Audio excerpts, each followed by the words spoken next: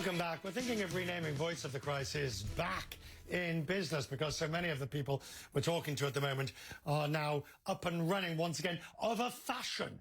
And that's why we're meeting tonight the owners of the seafood restaurant Hooked, which reopened in Denmark on Monday. Now, there's a reduced capacity. The tables have to be disinfected between customers, and there's plexiglass between the parties. Matthew Jeffery is the co-founder of Hooked. He joins me from Copenhagen via Skype. So you're reopened. What do you think? I mean, this is not about profitability, is it? It's about sustainability. It's about getting yourself back into the market. What are people saying? What are your customers saying now you're back with them? Hello, Richard. Well, it's been a sort of a roller coaster the last couple of months, and certainly not a roller coaster I wish to ride again.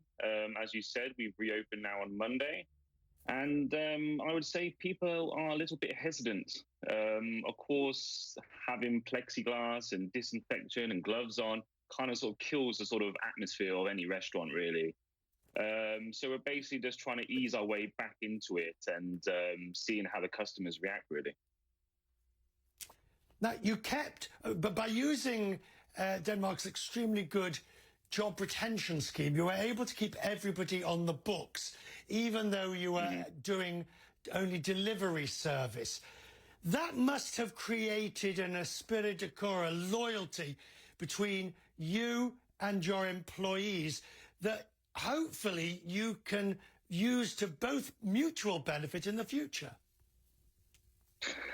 Yes, yeah. As you said, we sent most of our staff home with the salary, and now people are now sort of slowly coming back to work. And there's definitely like a solidarity now in the team because, you know, we chose to go down the route of looking after our staff because we need to rehire them at some point. There is many restaurants and other hotels and cafes and the alike who have actually just fired all their staff.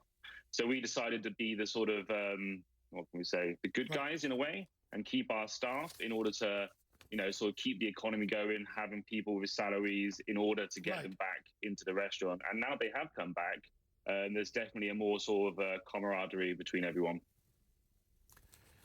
Now, in terms of the of your guests and your people who come in, your patrons, how is it possible? Look, it's 9 weeks since I've last been to a restaurant. So, you know, I haven't forgotten what it's all about, but I do know that when I go back, it's not going to be the same. Is it possible to create a convivial atmosphere in a restaurant when they're wearing gloves, masks, 6 foot apart, and every time we turn around, somebody's squirting disinfectant? It's difficult. It is difficult. We are lucky here at the restaurant, so we have a lot of outdoor seating.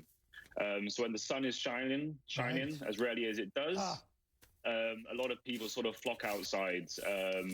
With regards to inside, it is a new normal, and it is very clinical. So of course, the sort of soft, welcoming atmosphere that you usually experience within restaurants is kind of, you know, out the window. Right. So, Matthew, briefly, what's the best-selling piece of fish on the menu? Pollock. Always pollock.